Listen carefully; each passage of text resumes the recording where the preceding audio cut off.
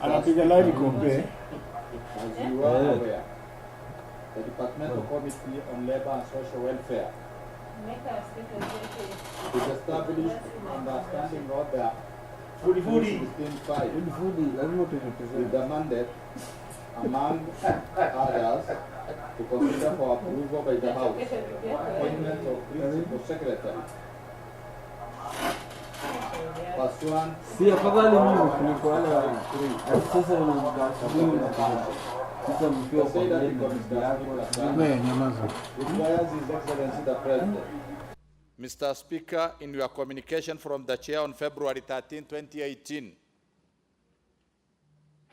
you informed the House that you have received the notification of nomination of Ms. Safina Kwekwe Sungu from His Excellency the President and referred the same to the Committee on Labor and Social Welfare for vetting and report to the House within 14 days. Section 6.9, Mr. Speaker, of the Public Appointment Parliamentary Approval Act, number 33 of 2011, provides that any person may, prior to the approval hearing and by a written statement on oath, provide the clerk with evidence contesting the suitability of a candidate to hold office to which the candidate has been nominated.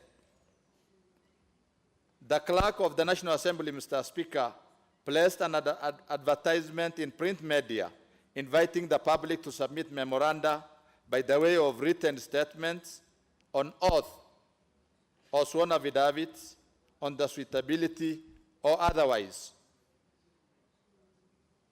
of the nominee in conformity with Section 6.9 of the Public Amendment Parliamentary Approval Act of 2011. The submissions were to be received latest on Tuesday, 20th February 2018. Mr. Speaker, sir, pursuant to the provision of Article 118 of the Constitution, Section 6.4 of the Public Appointment Parliamentary Approval Act, number 23 of 2011, and the Standing Order 45.3, the general public was also notified in the print media by the clerk of the National Assembly of the intention of the Committee on Labor and Social Welfare to conduct the vetting and approval hearing of the nominee on Wednesday, 21st February 2018. On 14th February 2018, the clerk of the National Assembly wrote to Ethics and Anti-Corruption Commission, Kenya Revenue Authority, the Criminal Investigation Department, Registrar of Political Party, and Higher Education Loans Board, requesting for reports with respect to the nominee on matters touching on integrity, tax compliance, and loan repayment. Board in August 18 and was issued with a certificate of clearance. Kenya Revenue Authority, via letter dated 16 February 2018, that the nominee was a tax compliant. The Ethics and Anti-Corruption Commission, via a letter dated 15 February 2018, confirmed having no outstanding issues or ongoing investigations against the nominee. Registrar of Political Parties, via a letter dated 15 February 2018, that the nominee was not an official of any registered political party. The nominee had clearance certificate from Directorate of Investigation that was issued on 8 September 2017 and had applied for a replacement on 14th February 2018.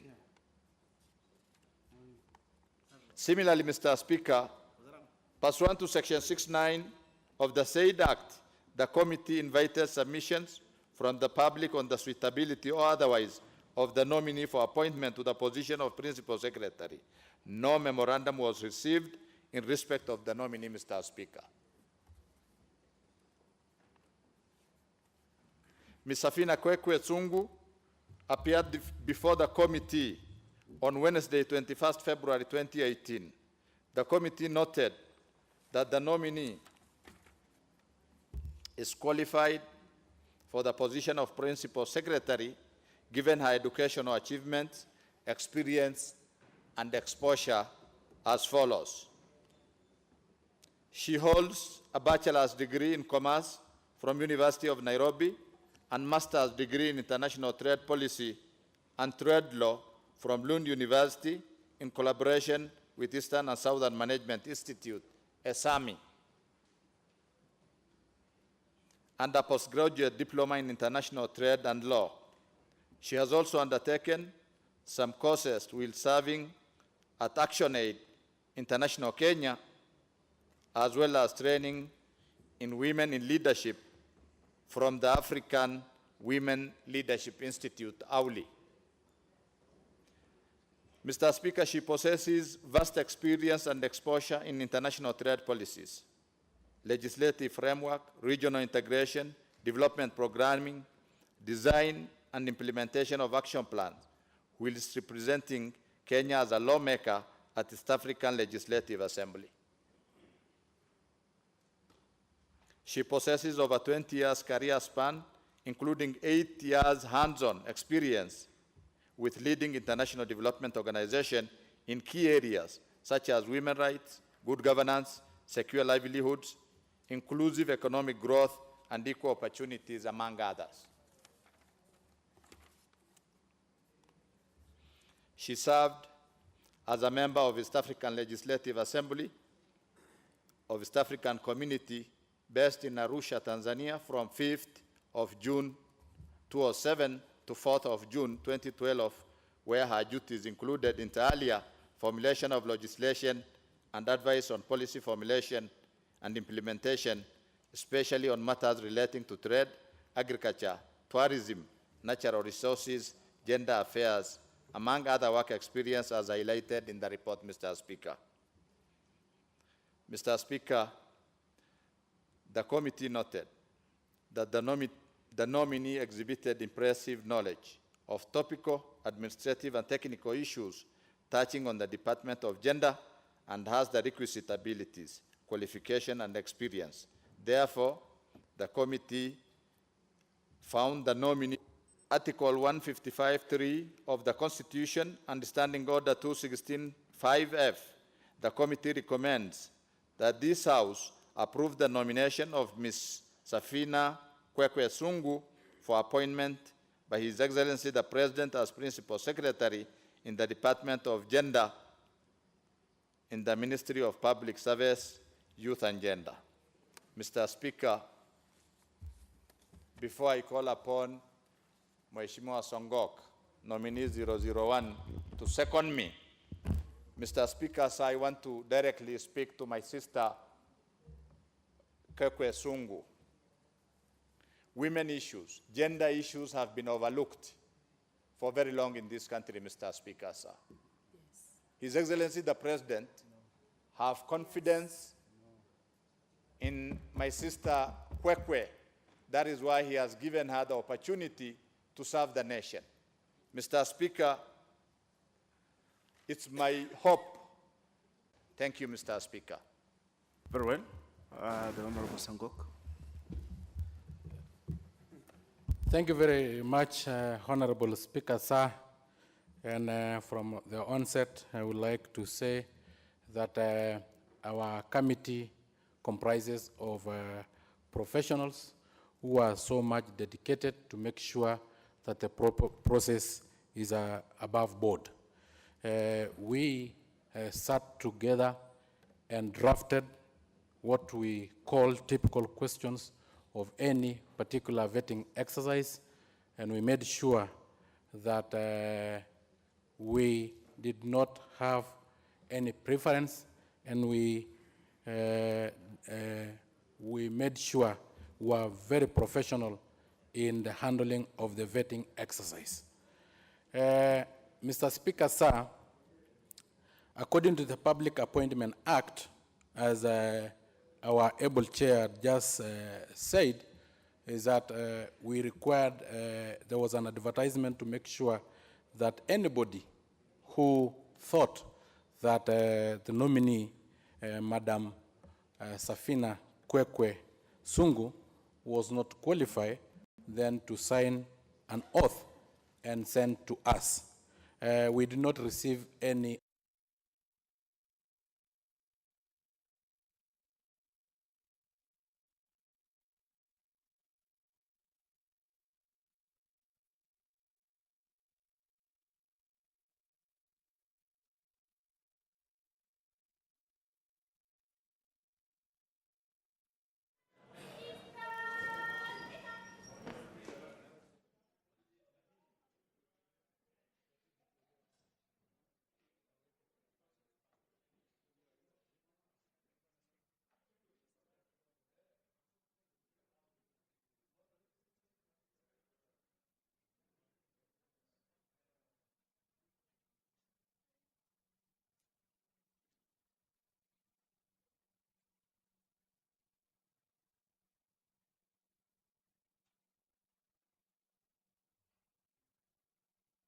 Things descend upon us assembled. I grant that we treat and consider all matters that shall come under deliberation in so just and faithful a manner as to promote your honor and glory and to advance the peace, prosperity, and welfare of our country and of those whose interests we have committed to our charge. Amen.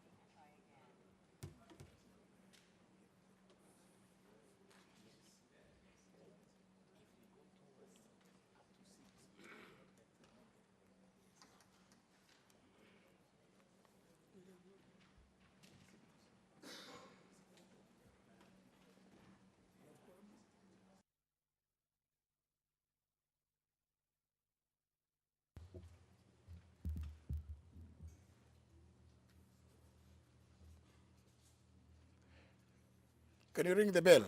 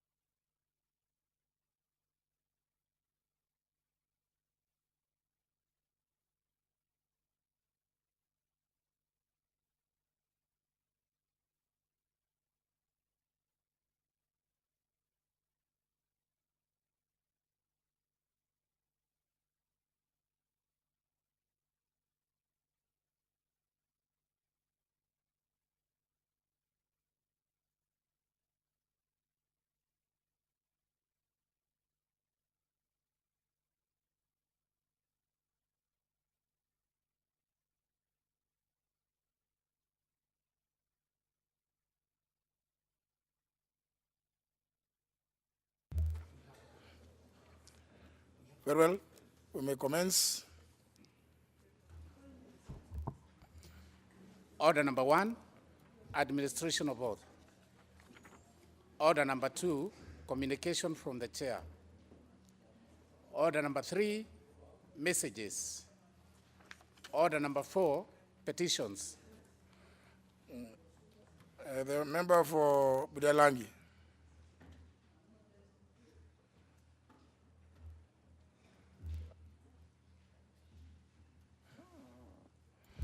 You have another name. We are also called Sauti.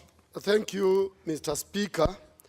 Mr. Speaker, I rise to present a public petition number 001 of 2018 by the residents of Budalang constituency regarding recruitment exercise by the Kenya Defence Forces conducted in February 2018. Mr. Speaker, I, the undersigned, on behalf of residents of Budalang constituency, draw the attention of the House to the following. That Article 27 of the Constitution provides that every person is equal before the law and has the equal right to equal protection and equal benefit of the law. That Article 41 of the Constitution Article 41 of the Constitution provides that every person has the right to fair labor practices. That on 12th February 2018, the Kenya Defence Forces conducted a recruitment drive in Bunyala sub-county. That during the said recruitment exercise, Mr. Speaker, it is alleged that only 2 persons were recruited in the Bunyala sub-county, and notes with concern that Budalangi constituency comprised of 3 divisions. Hence, the recruitment may have not captured the 3 divisions. Further, noting that if Kenya Defence Forces were to recruit persons per constituency, therefore, have to take into account the 3 divisions. That the Kenya Defence Force intended to recruit about 3,000 persons from all over the country. Now that every sub-county qualifies to be allocated equal number of opportunities in such recruitment exercise. That the issues in respect of which this petition is made are not pending before any court of law, constitutional or legal body. Therefore, Mr. Speaker, your humble petitioners pray that the National Assembly, through the Department Committee on Defense and Foreign Relations, 1, recommend immediate investigations into the allegations and intervenes to have this matter resolved. 2, recommend that every constituency be allocated equal share of employment opportunities during the Kenya Defence Forces recruitment drive. And 3, makes any other order or direction that it deems fit in the circumstances of the matter. And your petitioners will ever pray. Presented this House by Honorable Raphael B. S. Wanjala, the Member of Parliament for Budalangi constituency. Thank you, Mr. Speaker. Well, honourable members, you know that's why, well, I appreciate that the Honourable Wanjala has been out of Parliament for a number of years. So even when he talked, I'm sure he must have sought advice from somebody. I think it's only fair that, you know, when you see somebody is getting a bit, he may have forgotten some of these things, he'll be reminded. That is why we have a system whereby cabinet secretaries would be called to before that committee on every Tuesday, because that is something that should, in the old days, which Honorable Wajala remembers, they used to be called questions by private notice. Now, under the petition process, the committee has up to 60 days. So if you wanted some redress, so it's like you are swimming in the ocean heading towards nowhere. If you say that this is a matter, because you say it was on 12th of February, if I heard you correctly, 12th of this month. So, there's a kind of thing that should have been brought by way of the questions that go before the committee, so that the cabinet secretary, through the office of the leader of majority, is able to come and explain, listen to the issues that you've raised, so that before the exercise closes, some form of redress or suggestions for redress are made. But since you have gone the route of petition, Honorable Ajala, it's, I think the petition will be committed to the committee, and the committee is required to listen to you and those residents, and within 60 days, or such longer time as they may request the House to extend. So you can see the danger. I'm trying to tell you all this because it is possible for the committee to say within the 60 days they have not had everybody, because they may need to go to Budalangi to listen to those villagers and say what is it that how did it happen in this particular way. But you see, I'm just I'm giving this advice for free because Thank you, I can Mr. appreciate Speaker. that the issue that the honourable member wants to raise are issues which needed immediate intervention. Thank you, Mr. Speaker, for your advice. But, Mr. Speaker, there's nothing we do here without seeking advice from the officers of Parliament. They advised so. So, Mr. Speaker, I ask your indulgence as a matter of urgency that if you can do it within 14 days, if it can be done, Mr. Speaker, under your order, when you order the committee, these issues can be resolved, Mr. Speaker. I was advised by your officers, Mr. Speaker. I know a lot of things have changed, and will also keep on changing, Mr. Speaker, as things keep on changing. So I ask for your indulgence. As a matter of urgency, Mr. Speaker, we are disadvantaged. And you know Budalang has had very many majors, captains, and so on. Today we have none, and they are recruiting only 2 people. Mr. Speaker, I ask for your indulgence. And you know Budalang, we are at the border of Kenya and Uganda. So we need officers so that we are protected. My sympathies, Honorable Ajala, but you see, what you're asking me to do is not really, and actually lodge a question and consult also the leader of the majority party, so that within the period that you are suggesting, the cabinet secretary will be able to appear before the committee and address those issues. I have sympathies for the issues you are raising, because they are just issues that can happen in any part of the country. Honorable Ajala. Thank you, Mr. Speaker. I wish to withdraw this petition and follow the channel, Mr. Speaker, you have directed. I'll do exactly that, Mr. Speaker, as a matter of urgency, and I hope you will also prioritize it. Thank you, Mr. Speaker. I am not the one who does the prioritization, but I'm sure you see, you will consult the leader of majority party, because he will be able to deal with the cabinet secretary and all the officers that perhaps will be able to respond to that. But also, you can see the chairman of the committee.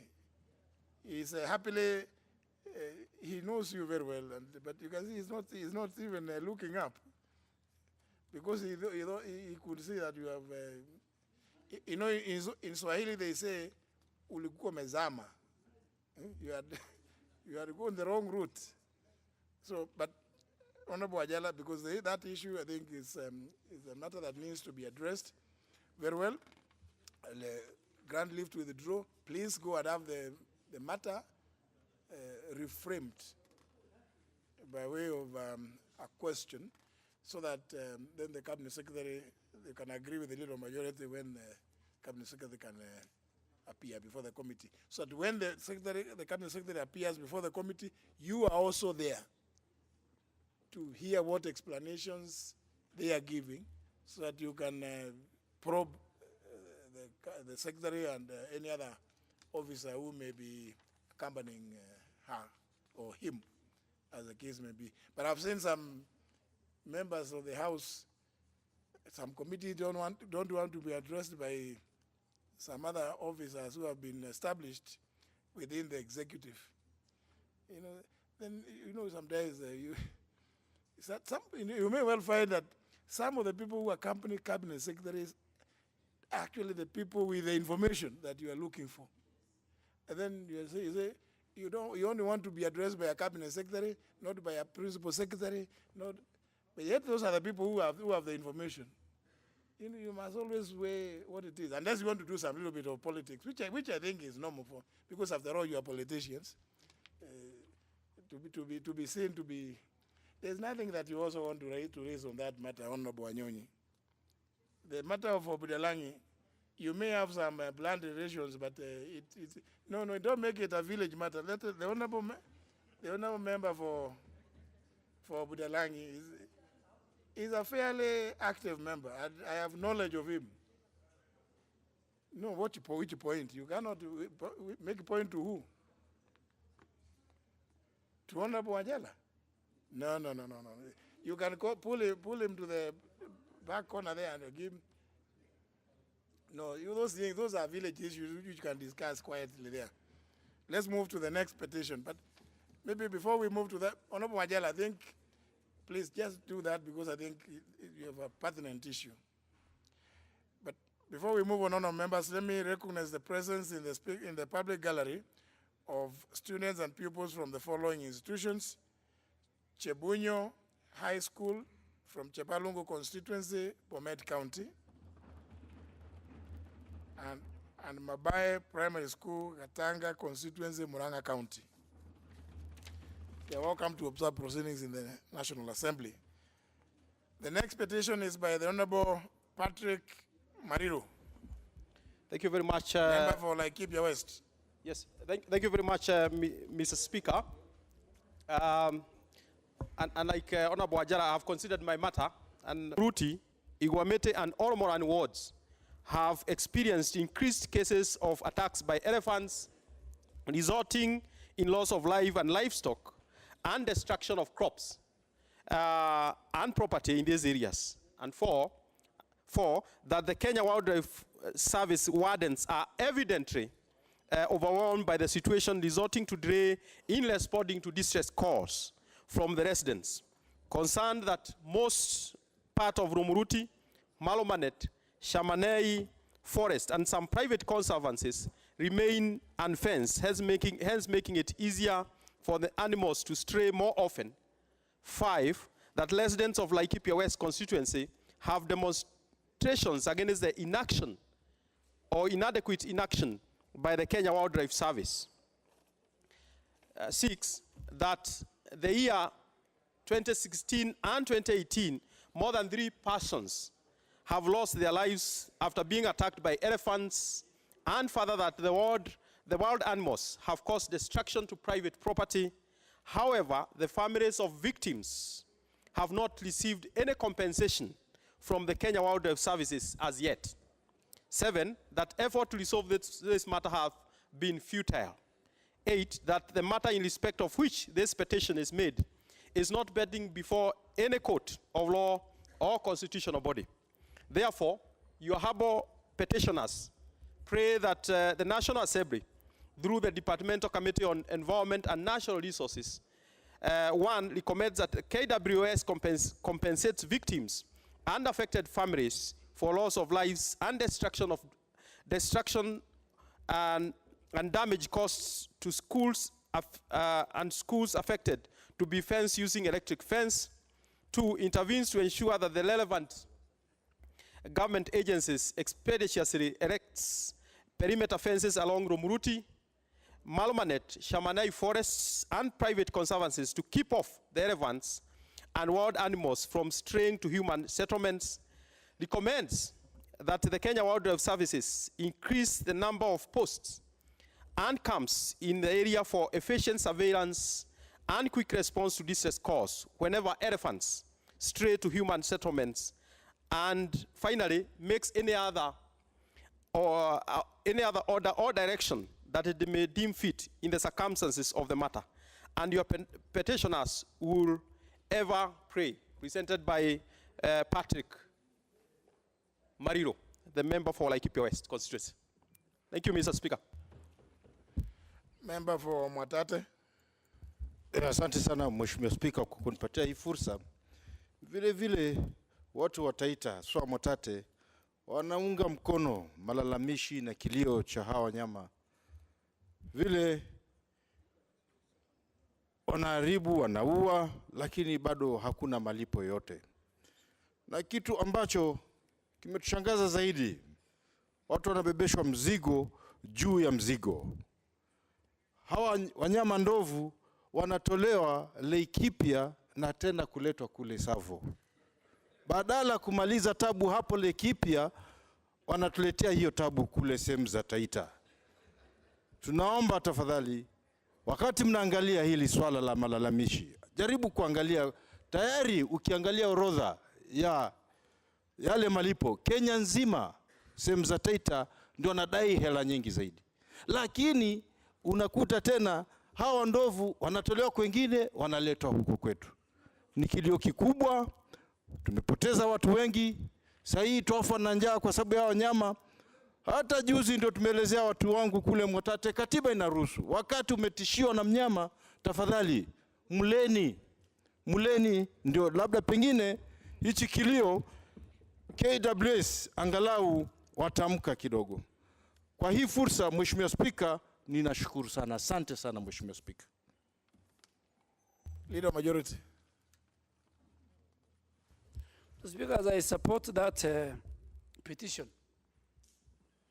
I think the best thing our colleagues, members of parliament, should do is to get hold of the Kenya Wildlife Act that we passed in the 11th parliament. And we introduced the necessary amendments. Because, Mr. Speaker, what's happening in this country is that people they perish, they see the wild animals more important than the human life. That if you kill a lion or you kill an elephant, Mr. Speaker, the penalty is very, very high. 20 years, I think, 20, 30 years in jail. But everywhere, from the mountain to the coast to the pastoralist, these animals are causing a lot of havoc. Mr. Speaker, now there's drought, and animals and both the livestock and human life is at risk. And when our animals cross into the national park, Meru National Park, Savo National Park, our people are arrested in tons by KWS. They are arraigned in court, animals are killed, they use choppers and aircrafts, fixed wing, to chase animals. Speaker, we must come and ask ourselves the moral question. Which one do we value? Do we value human life and their livelihood, or we value wildlife? I really pity the member for Taveta. There's too many problems with the elephants. But the Minister for Tourism was, Mr. Speaker, officiating the transportation of elephants. And I asked myself, is it so big that a government minister and everybody must go and, officiate the loading of one elephant into a truck? The Speaker, Speaker Honorable, Charles Kilozo comes from the savannah. He comes from the savannah. He is my neighbor. So he is not a victim of wildlife. Where the pastoralists to move from one national park to the other, from one mountain to the desert, because of our livelihood. Mr. Speaker, we are victims of the weather. We are victims of wild animals. We are victims of Al-Shabaab. We are victims of any bad government policy. Even cattle rustling, if you go to West Pokot, you go to Northeastern, if they're Baringo, if there are communities that are victims of everything. So I really want to join my colleagues who are talking about wild animals. You are lucky, your only problem is the elephant. Us, we have too many problems. And I think we need to relook at, as a House, as members of Parliament, the current legislation and see if we can put in law something that can safeguard the wildlife animal and that can safeguard the human life and their livestock. In fact, we must find a middle ground where when we are faced with a severe drought, it becomes a government policy to open up national parks for livestock to graze, Mr. Speaker. But I really support that, and I'm sure the Minister for Tourism and Wildlife is listening. Please do not transport wild animal from one place to the other. No community is better than the other. If you are removing from Abadeas, why are you taking it to Tavetas? And these are the Taita community is one of the most habitable community, very good community to live with. Because some of us have got farms and our animals are in Taita Taveta. And I'm sure what the member is saying is something which is very true, Mr. Speaker. I support. Many of you don't have the staying power. You sit here for 30 minutes and you are off. I'm assuming, of course, you represent people in various ways, including in the lobbies and other places. But honourable members, I just want to plead with you that we remember petition comments are only limited to very few people. So that this is not the opportunity to tell us about all those stories about it, because I can see the member for Samburu South North wants to tell us about maybe the snakes which could be there. Member for Kibwezi West, are you being harassed by crocodiles or which ones now? We are actually a victim of all, Mr. Speaker, crocodiles and otherwise. I think I was just rising to support the petition by the honorable member and simply say, I think this is a question of where there's mismatch in resources. Whenever we are calling for tourists to come to Kenya, we talk ably about, the big five. But yet when the tourism industry generates funds and it goes to things like the Tourist Trust Fund, there's no linkage between that and fortifying things like claims which are within the Wildlife Act. So KWS, which has to come here and ask for budget, I think year on year is not receiving funds for that particular purpose. And that is why we have all these backlogs which are taking place. So I think the majority leader ably presented and said we look for ways. I think one of such ways is looking at the budgetary support and simply doing a linkage between the trust fund and these wildlife adventures. The same thing we did with the telecommunication industry by establishing the mobile fund, by creating a levy over the turnovers. And I think this would greatly take this away, because as he said, people in Kibwezi West, the greater Kibwezi, Makueni are grappling this as well as the rest of the country. So I look forward to actually ventilating over this petition, because I think it covers a lot more of Kenya. I thank you, Mr. Speaker. The petition will be referred to, or is referred to, the Departmental Committee on Environment and Natural Resources, where all these many ideas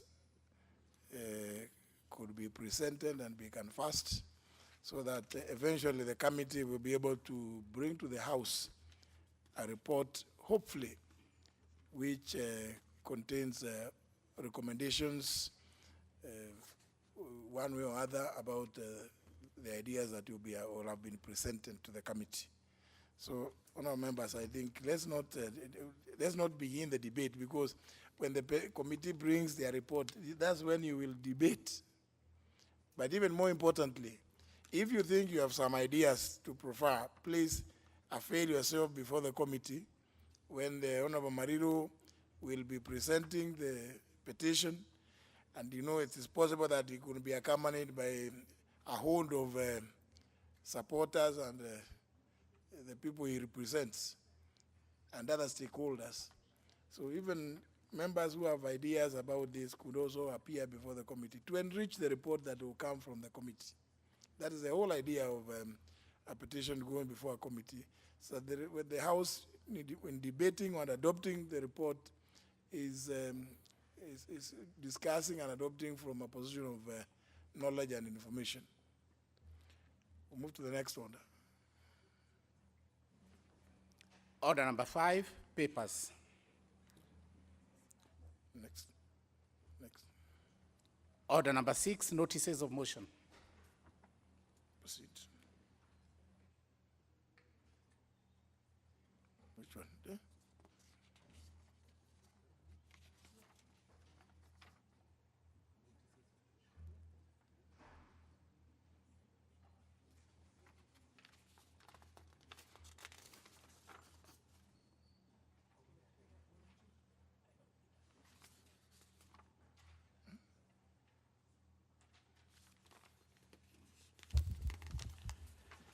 Thank you, Mr. Speaker. I beg to give notice of the following motion that pursuant to the provisions of Standing Order 28, subsection 4, this has its regular sittings on Tuesday, March 13th, 2018. Second, Mr. Speaker, I beg to give notice of the following motion that pursuant to the provisions of Section 13 of the Public Appointments Approval Act 2011, relating to the extension of period for the consideration of nominees for appointment to a public office. This House resolves to extend the period for consideration of the nominees submitted by His Excellency the President for the appointment to the office of the Solicitor General by a further period of 10 days from 7th March 2018. Thank you, Mr. Speaker. Next order. Order number 7, statements. Next. Honourable members, I'm assuming that every member is in possession of a supplementary order paper, which was necessitated, and I approved it by the fact of several questions that could not have been put in the morning sitting. That's the only reason, the only essence of that supplementary order paper. So we proceed. So, order number 8, special motion, approval for appointment of principal secretaries for state departments for devolution and planning. Question to be put.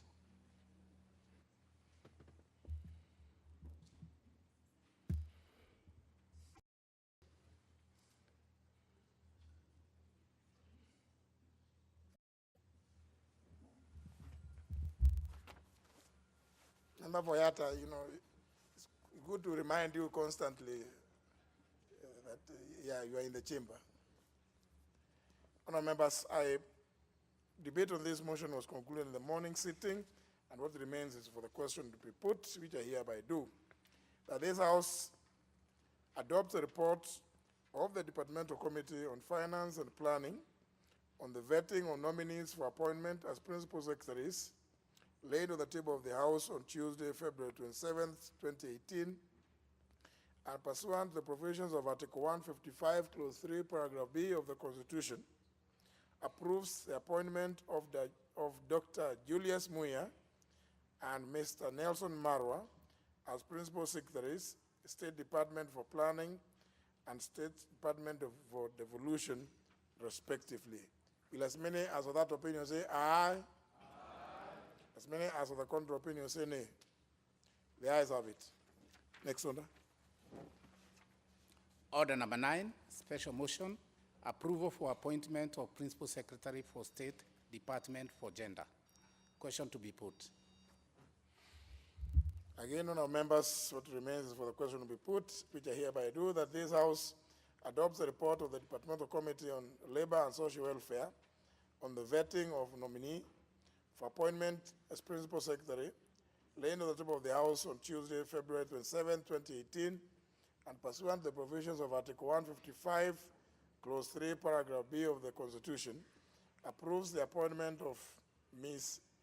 Safina Kwekwe Tsungu as the Principal Secretary, State Department for Gender. Will as many as of that opinion say aye? Aye. Those of the contrary opinion say nay. The ayes have it. Next step. Order number 10, special motion, approval for appointment of Principal Secretary for State Department for Health. Question to be put. Honourable members, again, debate was concluded. What remains is for the question to be put, which I hereby do, that this House adopts the report of the Departmental Committee on Health on the vetting of a nominee for appointment as Principal Secretary, laid on the table of the House on Tuesday, February 27, 2018, and pursuant to the provisions of Article 155, Clause 3, Paragraph B of the Constitution, approves the appointment of Mr. Peter Kiblagat Tum as the Principal Secretary, State Department for Health. Will as many as of that opinion say aye? As many as of the contrary opinion. The Departmental Committee on Administration and National Security on the vetting of persons for appointment as Principal Secretaries, but laid on the table of the House on Tuesday, February 27, 2018, the appointment of and pursuant to the provisions of Article 155, 3B of the Constitution, approves the appointment of Major General Retired Dr. Gordon Odemo Kialangwa as the Principal Secretary, State Department for Immigration, Border Control, and Registration of Persons. Honorable Speaker, sir, on 30th January 2018, the Honorable Speaker notified the House of the receipt of 29th January 2018 of a message from His Excellency the President and Commander-in-Chief of the Kenya Defense Forces of the Republic of Kenya with respect to appointment of the person to the various positions of Cabinet Secretaries, Principal Secretaries, and of High Commissioners and Ambassadors of the Republic of Kenya. In line with the established procedure, the Clerk of the National Assembly invited the interested members of the public through a public advert to submit their representation by written statement on oath, affidavit, what they may have heard on the suitability or otherwise of the said nominees to the respective departmental committee. Honorable Speaker, I want to thank my very able secretariat available to my committee, and I also want to thank my very able honorable members who worked tirelessly to make sure that this report is concluded on time. On Wednesday, 14 February 2018, pursuant to Section 6(3) of the Public Appointment Parliamentary Approval Act, the clerk in writing invited the nominees for vetting approval hearing.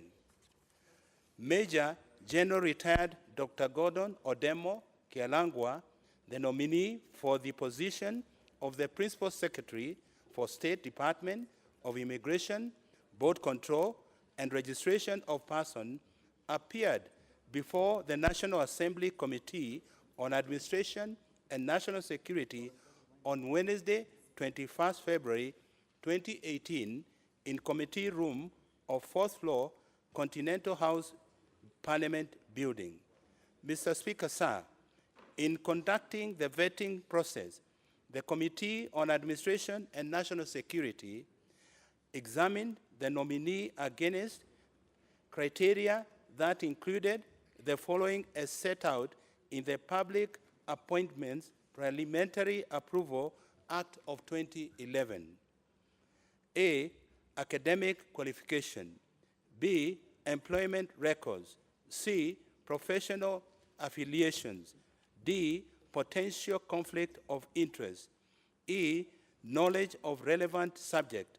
F, expectations and key priorities. G, overall suitability of the position.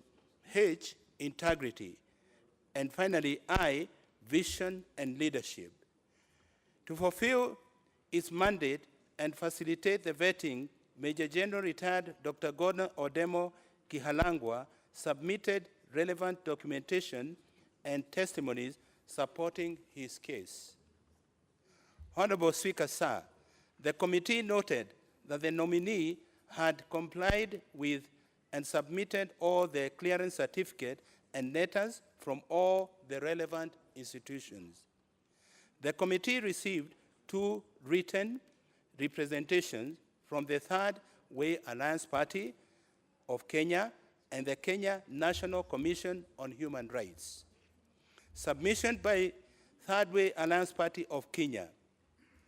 It presented a memorandum wherein it submitted that the committee, while undertaking the exercise of vetting nominees for the position of Principal Secretary, should ensure that the process reflects the role of the National Assembly, adheres to the provisions regulating leadership and integrity, respects the 2/3 gender rule, reflects equitable representation of special interest groups as well as regional and ethnic diversity of the people of Kenya. Honorable Speaker, the committee noted that the representation did not meet the requirements under Section 6 in bracket 9 of the Public Appointments Parliamentary Approval Act of 2011. This section requires that a person submitting a memorandum shall make a written statement on oath. Further, the said memorandum was not directed at the suitability or otherwise of the nominee.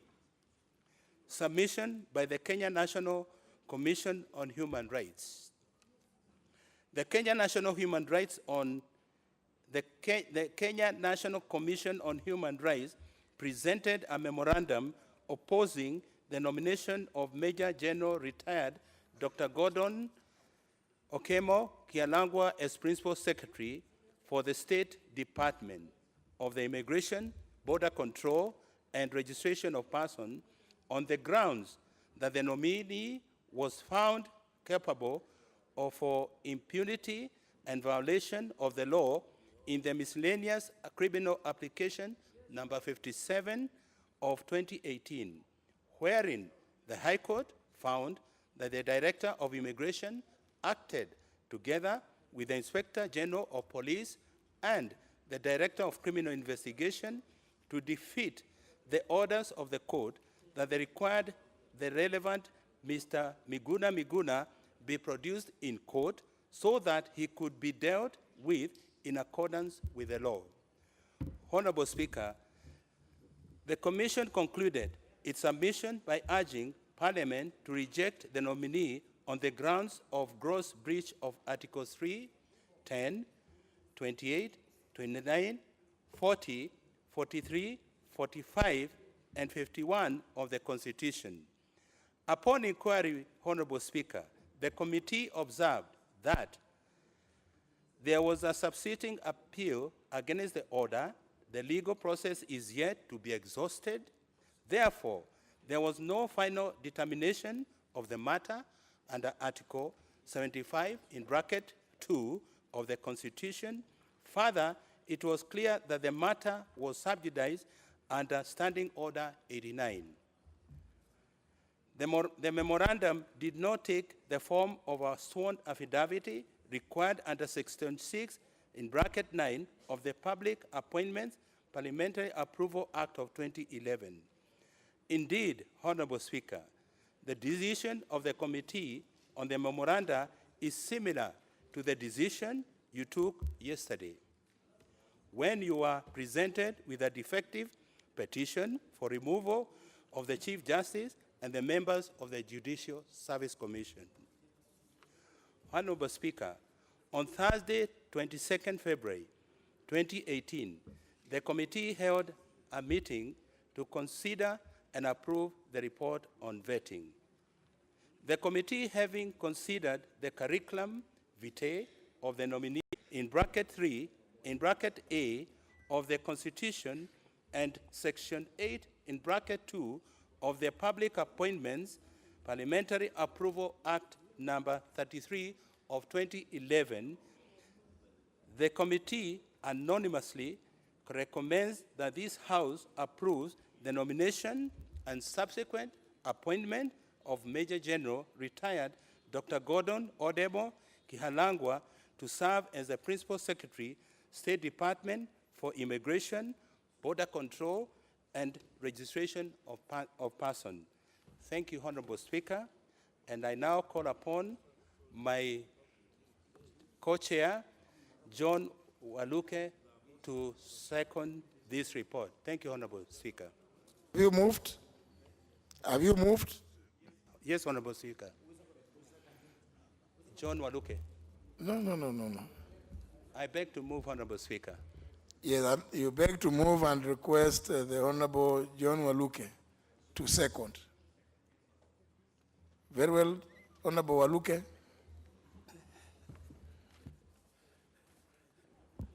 Thank you very much, Mr. Speaker, for giving me a chance. I rise to second. Mr. Speaker, I have known Principal Kihalangwa for many years. I also served under him. And he's a very strict person, the way I worked with him for those years, like 15 years. He's a no-nonsense man, and he's a man who likes his work. Mr. Speaker, he appeared on our committee, and his CV spoke for itself. And not only the CV, Mr. Speaker, but this is a man who can deliver quality service on his work in this country, Mr. Speaker, as a principal. So, Mr. Speaker, the leadership, the president appointed him as the principal of for immigration, and I'm sure Kihalangwa is going to perform. Mr. Kihalangwa has done so many courses, Mr. Speaker, according to when we perused his documents, and we were satisfied as a committee of National Security Committee, Mr. Speaker, we were satisfied that Kihalangwa is going to deliver. So, Mr. Speaker, he's a man of passion. As we went through with our discussion together, and as a committee, we concluded that we should give him this chance so that he serve this country of ours with that passion that he has. So, Mr. Speaker, I second. Thank you.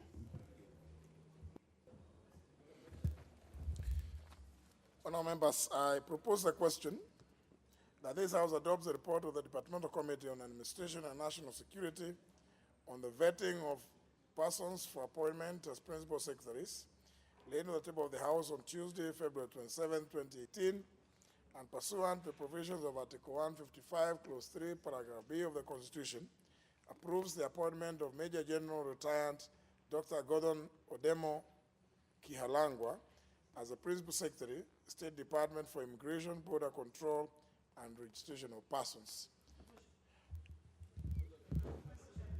It looks like it's the wish of the House that I put the question, because the reports are already there, anybody who desires to look at it. Very well. I put the question that this House adopts the report of the Departmental Committee on Administration and National Security on the vetting of persons for appointment as principal secretaries, laid on the table of the House on Tuesday, February 27, 2018, and pursuant to the provisions of Article 155, Clause 3, Paragraph B of the Constitution, approves the appointment of Major General retired Dr. Gordon Odemo Kihalangwa as the Principal Secretary, State Department for Immigration, Border Control, and Registration of Persons. Will as many as of that opinion say aye? Aye. As many as of the contrary opinion say nay? The ayes have it. Next. Next order. Order number 13, special motion, approval for appointment of Principal Secretary for State Department for Vocational and Technical Training. Honorable Mele. Thank you, Mr. Speaker. I beg that this House adopts the report of the Departmental Committee on Education and Research on the vetting of the nominee for the appointment as Principal Secretary of State Department of Vocational and Technical Training, laid on the table of the House on Tuesday, February 27, 2018, and pursuant to the provisions of Article 155(3)(b) of the Constitution, approves the appointment of Dr. Kevi Desai as Principal Secretary, State Department for Vocational and Technical Training. Mr. Speaker, I want to say that on February 2018, you communicated the message and directed that our Committee of Education sits and approves the vetting of Dr. Kevi Desai. Mr. Speaker, the committee conducted extensive public participation as provided for under Article 118 of the Constitution and Section 6(4) of the Public Appointments Parliamentary Approval Act 2011 and Standing Order 45(3). Mr. Speaker, during the approval hearings, the committee held a total of 3 sittings. The nominee appeared before the committee on Wednesday, 21st February 2018 for the oral vetting exercise. Mr. Speaker, in conducting the vetting exercise, the committee was guided by the Constitution of Kenya, the Public Appointments Parliamentary Approval Act, number 33 of 2011, and the standing orders. The vetting process involved interviewing the nominee, examining correspondences from the Ethics and Anti-Corruption Commission, and all the requirements stipulated in the Constitution and the laws governing the appointment. Mr. Speaker, the committee, having taken the candidate through the process, made a number of observations.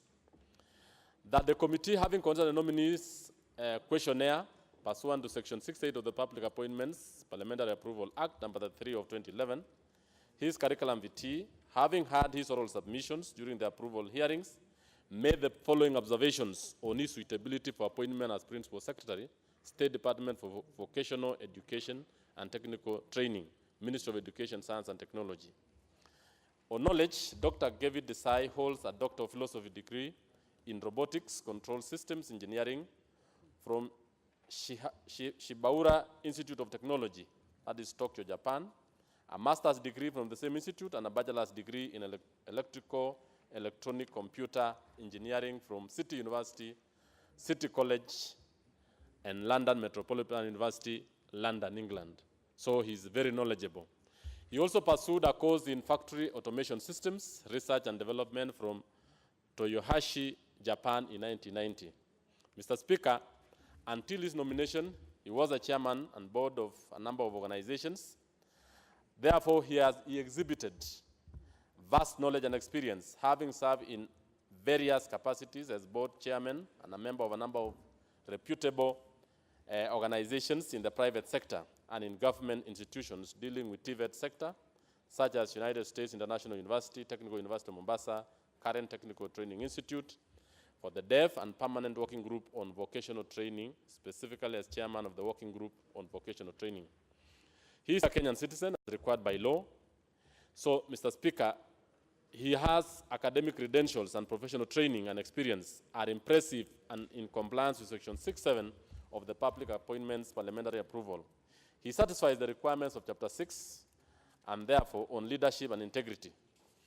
Mr. Speaker, having seen his suitability, his knowledge, and his understanding of the sector, Mr. Speaker, I want to say that the committee, having conducted approval hearings and pursuant to Article 1553 of the Constitution and Section 8(1) and 2 of the Public Appointments Parliamentary Approval Act, number 3 of 2011, the committee recommends that this House approves the nomination and subsequent appointment of Dr. Kevi Desai as Principal Secretary, State Department of Vocational Education and Technical Training, Ministry of Education, Science and Technology.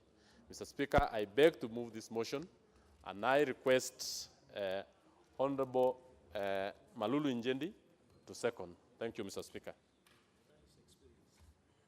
Honorable Malulu Njendi. Thank you, Mr. Speaker. I arise to second this motion. Mr. Speaker, at the time of vetting this candidate, we found that he had not been charged in any court of law. He's a person who has lived within the law and therefore suitable for this particular position. Mr. Speaker, we also wanted to find out whether he has any interest in other things which may arise to some conflict. Mr. Speaker, we found that in all his operations, there was no area that will cause some potential conflict as he takes up this particular position. Mr. Speaker, we also found that this particular candidate is suitable because he's not interested in taking any other gainful employment in the country. We also found that, Mr. Speaker, during our vetting, this is a person who has no interest at all in political matters, political affairs, so as to participate actively. In this case, we found that he does not hold any political position in the country or any political position in any party of the country. Mr. Speaker, we know most of us at this particular age, we find that most of us usually have also some other conflicts as we pursue our functions, our activities, our works. We found that this is a person in most of the positions, as mentioned by the chair, he has been holding, there's none that he has been dismissed for maybe not performing well or for maybe having been in subordination of the office. So, Mr. Speaker, arising from this, we found that this candidate is suitable, and therefore I second his appointment.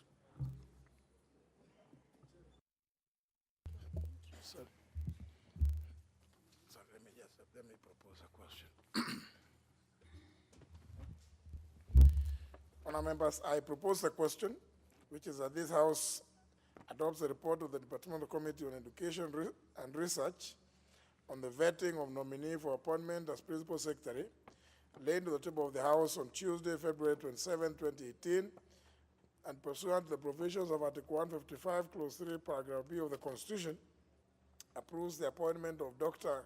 Kevit Desai as Principal Secretary, State Department for Vocational and Technical Training.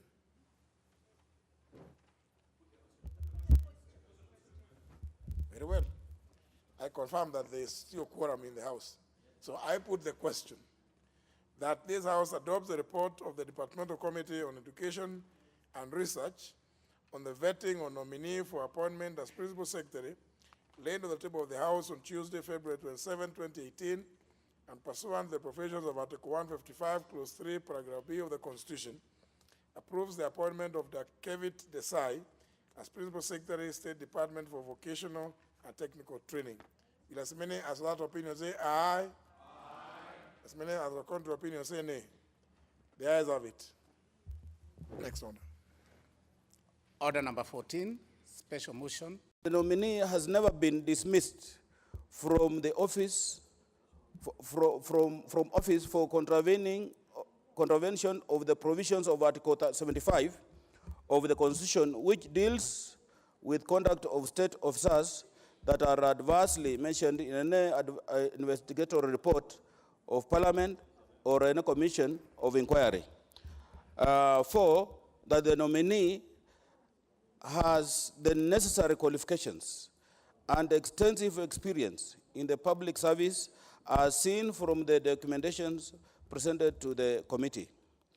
And 5, that the nominee has the right attitude and commitment to serve in the position of which he had been nominated to, as observed from the way he responded to the members' questions on water-related issues during the approval hearing, and that the nominee does not hold any, in any political, does not, Mr. Irungu, and I'm sure many other members do.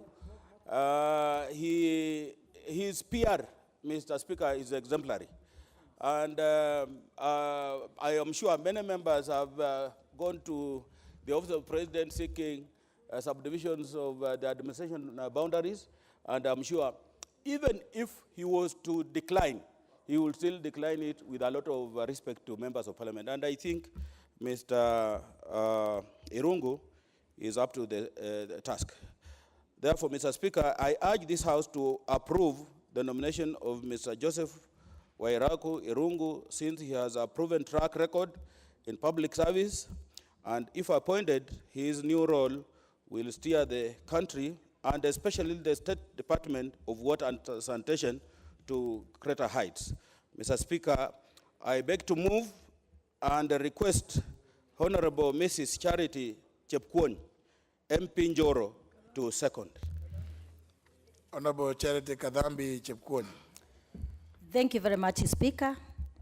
I rise to second approval for appointment of Principal Secretary for State Department for Water and Sanitation.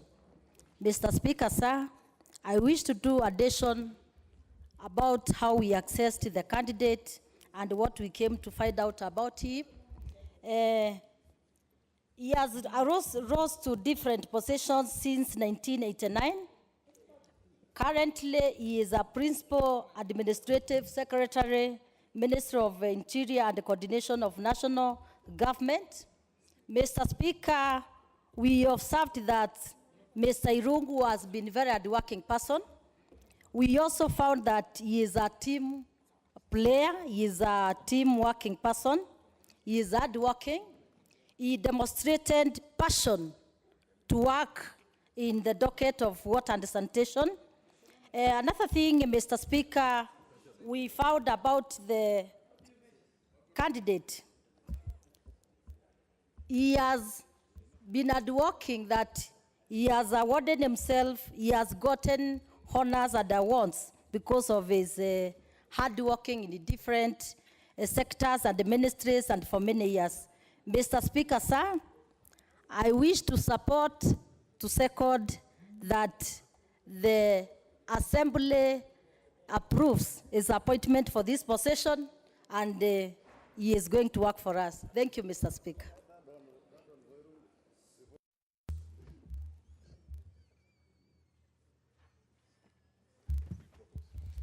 Very well, honourable members, I propose a question, which is that this House adopts the report of the Departmental Committee on Environment and Natural Resources on the vetting of nominee for appointment to Principal Secretary, laid on the table of the House on Tuesday, February 27, 2018, and pursuant to the provisions of Article 155, Clause 3, Paragraph B of the Constitution, approves the appointment of Mr. Joseph Wairagu Irungu as Principal Secretary, State Department of Water and Sanitation.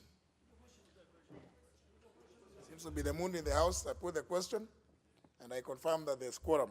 I therefore put the question that this House adopts the report of the Departmental Committee on Environment and Natural Resources on the vetting of nominee for appointment as Principal Secretary, laid on the table of the House on Tuesday, February 27, 2018, and pursuant to the provisions of Article 155, Clause 3, Paragraph B of the Constitution, approves the appointment of Mr. Joseph Wairagu Irungu as Principal Secretary, State Department of Water and Sanitation. Will as many as of that opinion say aye? Aye. As many as of the contrary opinion say nay? The ayes have it. Next order. Order number 15, special motion, approval for appointment of Principal Secretary for State Department for Foreign Affairs. Member for Chair, Katole Metito, Judah.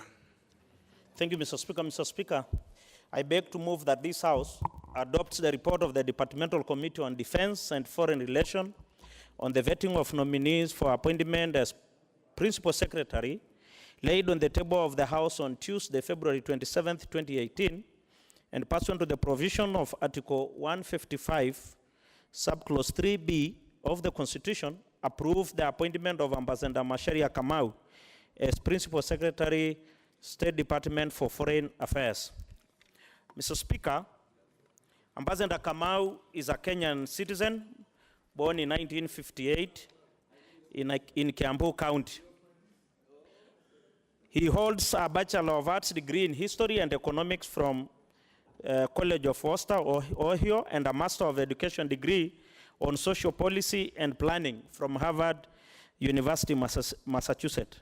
He also attended an executive program on macroeconomic policy and management from the Harvard University, Massachusetts. Mr. Speaker, Ambassador Macharia Kamau has worked in the domain of international relations, international development, and international peace and security, and in the Ministry of Foreign Affairs for over 35 years. He worked in the Caribbean and ran the UNICEF offices covering 16 countries and had incredible experience working with their governments. In 2008, he was appointed the United Nations Ambassador and worked for 7 years. In 2010, Mr. Speaker, he became the Kenyan representative in the United Nations, a position he held for over 7 years until his nomination as Principal Secretary by His Excellency the President. Mr. Speaker, because all the other details are in the report, I just want to be brief and say the committee considered the nominees' field questionnaires pursuant to Section 6(8) of the Public Appointments Parliamentary Approval Act, his curriculum vitae, and having had his oral submission during the approval hearing, the committee is satisfied on his suitability for appointment as Principal Secretary, State Department for Foreign Affairs. And therefore, Mr. Speaker, pursuant to Article 155, Subclause 3 of the Constitution, the committee recommends that the National Assembly approves the appointment of Ambassador Macharia Kamau as the Principal Secretary for the State Department for Foreign Affairs and urge this House to approve it. With those few remarks, Mr. Speaker, I beg to move and request the member for Mosop, Honorable Vincent Way, to second. Honourable members, I wish other chairmen could. You see now the benefit of experience. Brief, to the point. The issues which are relevant for the House. The report is already here. Please follow suit. Honourable Tuwei. Asante sana Bwana Spika. Mimi pia nimesimama kwa hoja la kuunga mkono kuteuliwa kwake Balozi Macharia Kamau kwa wadhifa wa katibu katika Wizara ya Nchi za Nje. Wakati tulipokuwa tukidhibitisha haya, tulikuta kwamba Ambassador Macharia hako na ufasaha na maelewano kati ya viungo mbalimbali za kimataifa na hapa nchini. Tulipata ya kwamba yeye ndiye mwanzilishi wa kampuni ambayo tunaita kwa sasa Run Sirax, ambaye ni kampuni ambayo imefana hapa nchini kwa kazi ambayo sisi wote tunajua ni ya kupiga chapa. Ya pili ni kwamba Ambassador alitufurahisha sana the names of those nominees, Mr. Speaker. Mr. Speaker, Patrick Ishohi was nominated to represent the Public Service Commission under Article 171, 2G, as I said earlier. Professor Olive Mukenda, Mr. Speaker, represented the public under Article 171, 2H, and Felix Koskei, again representing the public. Mr. Speaker, sir, the members, the nominees for those 3 positions in the JC, Mr. Speaker, appeared before the Committee on Justice and Legal Affairs. And Mr. Speaker, sir, we were able to consider the issues, Mr. Speaker, that are well spelled out in Section 7 of the Public Appointments and Parliamentary Approvals Act of 2011, and that is the issues on the procedure used to arrive at the nominees, any constitutional or statutory requirement relating to the office in question, the suitability of the nominee for appointment proposed with due regard as to whether the nominee's abilities, experience, and qualities meet the needs of the body to which the nominee is made. Mr. Speaker, these are very critical constitutional issues because, Mr. Speaker, these 3 members are supposed to serve in the Judicial Service Commission, which is a constitutional commission, Mr. Speaker. And Mr. Speaker, the committee considers the procedure used to arrive at the nominee under Article 252.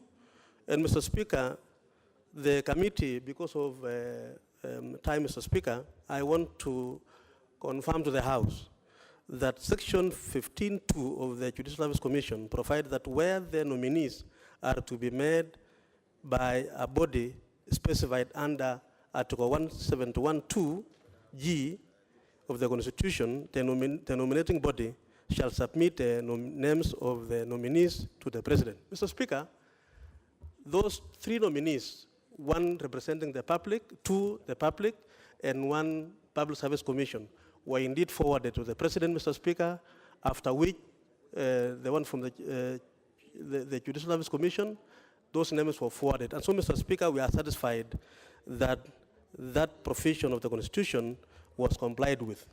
Mr. Speaker, regarding the regional representation and ethnic diversity, Mr. Speaker, the committee considered the list of nominees proposed for the appointment as members of the Judicial Service Commission and noted that if the nominee were all approved, the commission, the composition of the commission, Mr. Speaker, would reflect the regional and ethnic diversity of the Republic of Kenya. Mr. Speaker, again, complying with that constitutional requirement.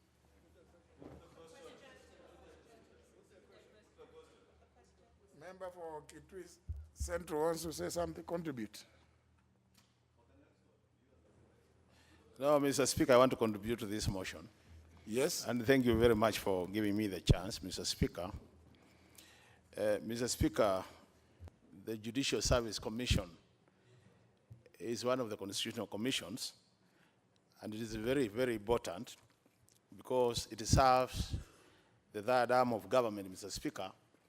Just as the commission you chair, Mr. Speaker, the Parliamentary Service Commission serves another arm of government. So this is very important commission, Mr. Speaker. And Mr. Speaker, is a house in economics.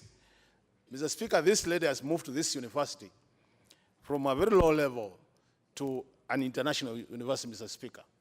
And I'm just imagining, Mr. Speaker, that by her joining this important commission, that she will come with the same energy, the same vision to this commission, so that judiciary, as an institution, Mr. Speaker, will actually deliver on Kenyans and more so access to justice, Mr. Speaker. Mr. Speaker, looking to Mr. Patrick Gichoi, all of us who have interacted with the Parliament for many years, Mr. Speaker, know Patrick Gichoi was once a clerk of this important house, Mr. Speaker. This gentleman, I've interacted with him, Mr. Speaker, even in our Committee on Administration of Justice, and Mr. Speaker, he brings into this commission a lot of experience.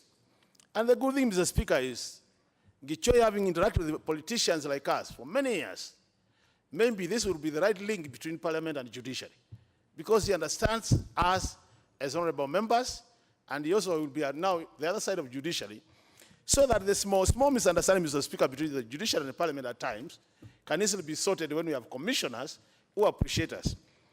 And Mr. Speaker, that's why I want to thank you, Mr. Speaker. The ruling you did yesterday in terms of the petition, Mr. Speaker, is a landmark, Mr. Speaker.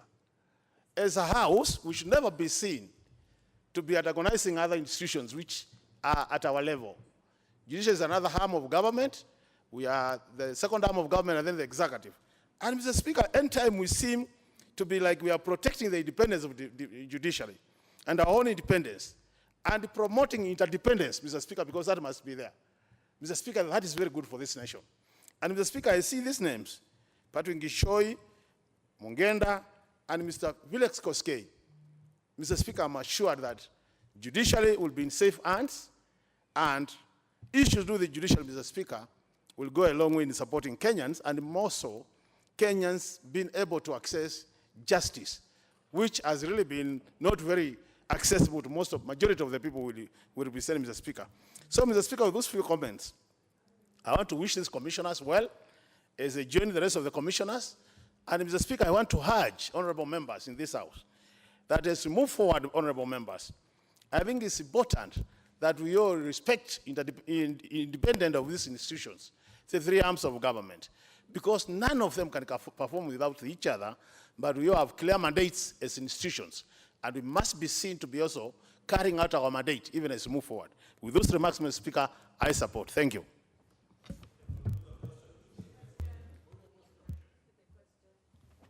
Well, now members, looks like there's nobody desirous that's contributing, but I was doing a head count to make sure that we have quorum for me to proceed to put the question, which I hereby do, that this House adopts a report of the Departmental Committee on Justice and Legal Affairs on the vetting of nominees for appointment as members of the Judicial Service Commission laid on the table of the House on Tuesday, February 27, 2018, and pursuant to the provisions of Article 171, Clause 2 of the Constitution, approves the appointment of the following members to the Judicial Service Commission. 1, under Article 171, Clause 2, Paragraph G of the Constitution, Mr. Patrick Ishoi, CBS. Roman 2, under Article 171, Clause 2, Paragraph B of the Constitution, A, Professor Olive Mugenda, and B, Mr. Felix Kosgei. Will as many as of that opinion say aye? Aye. As many as of the contrary opinion say nay. The ayes have it. Next order. Order number 18, motion, adoption of the report of the Budget and Appropriations Committee on the budget policy statement. The Honorable Kimani Ichung'wa, Chair of Budget and Appropriations Committee.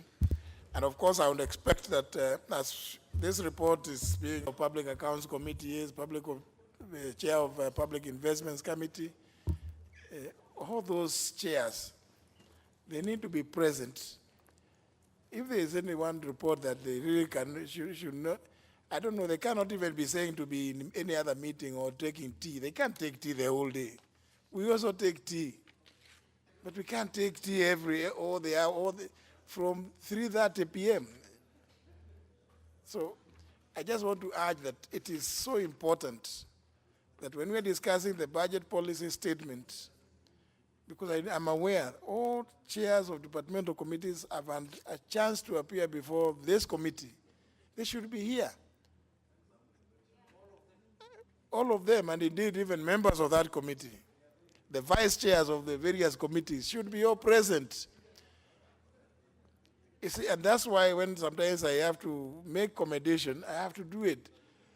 I really encourage members to take the example said by the Honorable Kosing, the Chair of Transport Committee.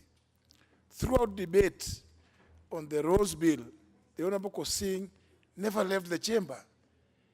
He said that the Honorable Kosing doesn't take tea or water or whatever are those other things that other members want, other chairs go to do. Surely, unless there's, well, I don't know, maybe they are not ready to be chairs of those committees. And if they are not, then I would encourage the membership to think quickly and see how best to have proper leadership, so that the issues that are going to be raised by the Chair of Budget and Appropriations Committee also are addressed by the chairs and the vice chairs and the membership. Honorable Ichung'wa, over to you. Thank you, Mr. Speaker. And on that note, Mr. Speaker, let me begin by congratulating those chairs and vice chairs who have taken their time to be here, and encourage other chairs of the other departmental committees to also join. Mr. Speaker, on behalf of the members of the Budget and Appropriations Committee, and as required under Section 25, Subsection 7 of the Public Finance Management, this is the first BPS prepared under the second term of the Jubilee administration, and also at the commencement of the third medium-term plan, MTP3, of the Kenya Vision 2030. It builds on the 5 pillars of the economic transformation agenda and achievements of the government over the last 5 years, and sets the pace for key policies, priority programs, and reforms which will be implemented over the next 5 years. That's 2018 to 2022, to enhance job creation and improve the quality of life of Kenyans at large. Mr. Speaker, the committee in our deliberations is concerned that MTP3, which comprises development programs to help achieve the Vision 2030 in a timely manner and whose policies should inform the BPS and underline the implementation of the Big Four plan, has not yet been released. This makes it more difficult for us as a House to ensure that the policies underpinning the next budget are informed by the national agenda through the MTP3. Mr. Speaker, the format and content of the budget policy statement should be in line with provisions of the various relevant legal instruments such as the Public Finance Management Act 2012, the Public Finance Management Regulations of 2015, and our own standing orders. In reviewing the BPS, the committee established that to a large extent, the 2018 BPS has complied with the provisions of the law and has provided most of the required information. However, Mr. Speaker, there were concerns with regard to some information not being provided, and in particular, the committee observed that contrary to the provisions of the law and in support of efficient planning and budgeting, the BPS should have included a list of all the projects, giving their details of their financing, as well as a list of all pending bills. Regulation 27(1)(f), which provides that a summary of programs that are of national interest in the following financial year be included, ideally includes the details of capital expenditure, which should include a list of projects. Furthermore, Mr. Speaker, the committee noted that the ceiling for the development expenditure and personnel spending of the national government budget approved by Parliament are not binding to the 2017 BPS, as the case should be. This is contrary to PFM Regulation 27(5). Mr. Speaker, the spirit of this binding was so as to ensure that the medium-term expenditure framework becomes a... You can't inform me. So now, Madam Speaker, let's corruption is a big issue. Leader of minority. Let us hear what... You will add me my minute, because really this is a waste.